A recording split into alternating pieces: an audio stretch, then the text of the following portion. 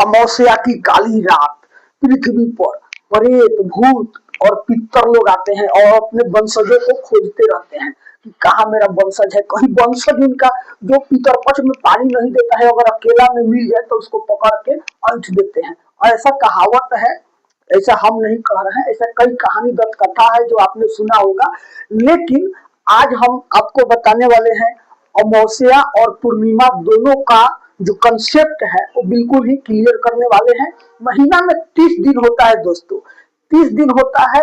तो 30 दिन में 15 दिन कृष्ण पक्ष और 15 दिन शुक्ल पक्ष रहता है।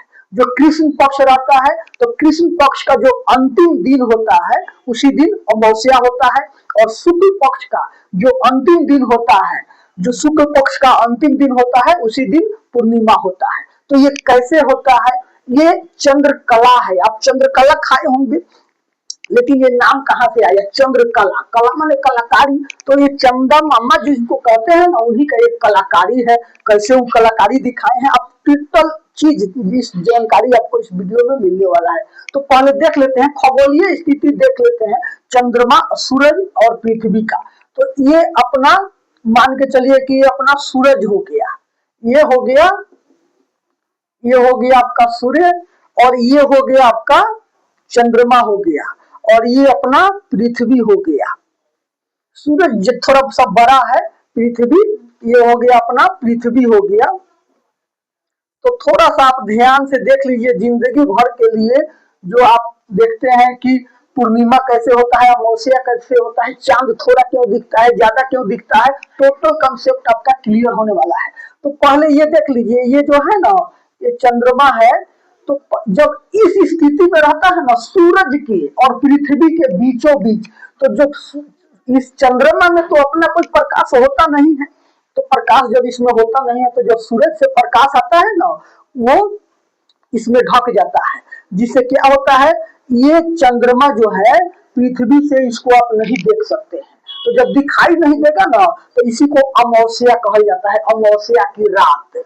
तो ये अमावस्या की रात हो गया जब ठीक आमने सामने रहता है पृथ्वी और सूरज के बीच में जब चंद्रमा है, तो वो अमावस्या की रात हो गया है।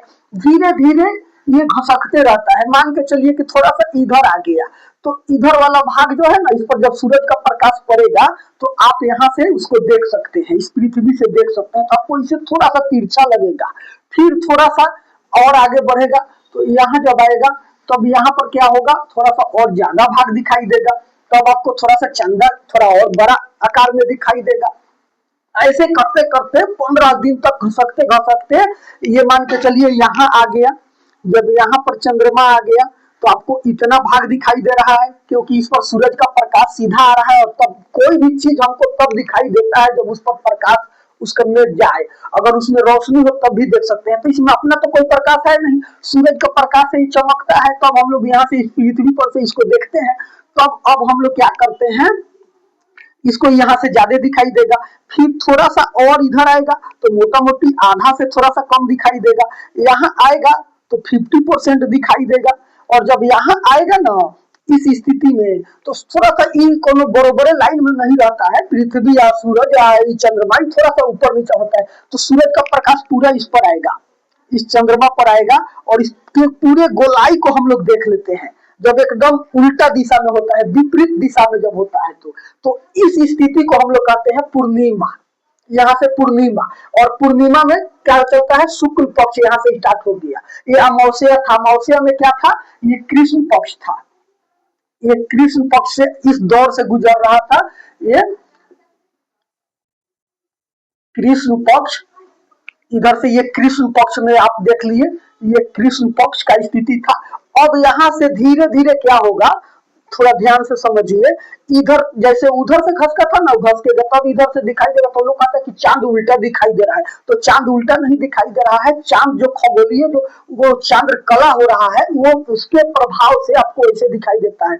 फिर थोड़ा सा इधर बढ़ेगा तो थोड़ा सा और ज्यादा दिखाई देगा, क्योंकि सूरज का प्रकाश जितना पर आएगा वहीं आप देख सकते हैं पृथ्वी से। फिर मान लीजिए कि यहाँ आया तो यहाँ पर भी आपका मान लीजिए कि इतना दिखाई दिया। फिर ऐसे करके यहाँ आ गया, यहाँ पर आपको आधा दिखाई देगा।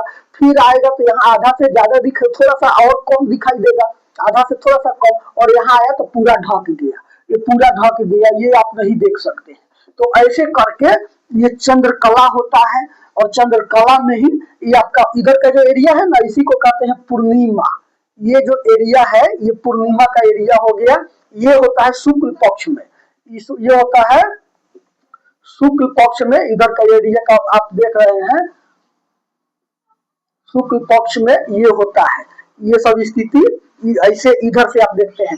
जबकि ये जो आपको दिखाई देता है ना कि ये जो चंद्रमा है ना, ये ऐसे चलता है, उल्टे चलता है पूरब से पश्चिम की ओर, लेकिन नहीं, जैसे पृथ्वी नाचता है ना वैसे ही पश्चिम से पूरब की ओर एंटी क्लॉक ये नाचता है। तो इधर से इधर नाचता है, लेकिन इसका स्पीड कम होता है। ये मोटा मोटी 27 दिन 7 घंटा 43 मिनट में पृथ्वी का एक चक्कर लगाता है चंद्रमा।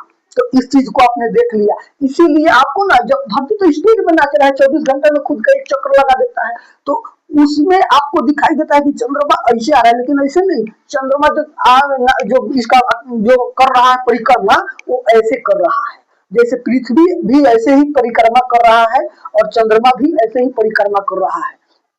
लेकिन होता क्या है, पृथ्वी का चाल स्पीड ज्यादा है, 24 घंटे में खुद का एक चक्कर लगा देता है, और चंद्रमा 27 दिन 7 घंटा 43 मिनट लगता है एक चक्कर लगाने में पृथ्वी का। तो आपने देख लिया, यहाँ पर जब आया तो क्या हो गया, अमावस्या हो गया। यहाँ पर अमावस्या हो गया, और यहाँ पर जो आया ना, यहाँ पर जब ये चंद्रमा आया ठीक विपरीत दिशा में, तो यहाँ पर आपका हो गया पूर्णिमा हो गया। तो ऐसे करके ये जो होता है ना, ऐसे करके ये हो गया पूर्णिमा। जब यहाँ पर आया तो पूर्णिमा, यहाँ पर आया तो अमावस्या। ऐसे करके ये खगोलीय घटना है, इसी पर आधारित है। मोटा मोटी चंद्रकला होने में 29 दिन का समय लगता है एक चंद्रकला बनने में। जो आप देखते हैं 15-15 दिन का, तो इसे बांट दिया गया कि 15 दिन का कृष्ण पक्ष है, 15 दिन का शुक्ल पक्ष है। तो ऐसे करके इधर वाला एरिया हो गया शुक्ल पक्ष, इधर वाला हो गया कृष्ण पक्ष। यहाँ पर अमावस्या इस स्थिति में होता है, और यहाँ पर ये जो है पूर्णिमा इस स्थिति में होता है। तो ऐसे करके आपने देख लिया। हम आशा करते हैं कि इतना विस्तार से समझाए हैं कि आपको जिंदगी में कभी आप भूलिएगा नहीं कि पूर्णिमा कैसे होता है, अमावस्या कैसे होता है, चांद थोड़ा क्यों दिखता है, ज्यादा क्यों दिखता है, चांद घूमता कैसे है, उसका घूमने में कितना समय लगता है। टोटल जानकारी इस वीडियो में आपको मिला है। वीडियो अच्छा लगा होगा तो वीडियो को लाइक कर दीजिएगा। मिलते हैं अगला वीडियो में, तब तक के लिए नमस्कार।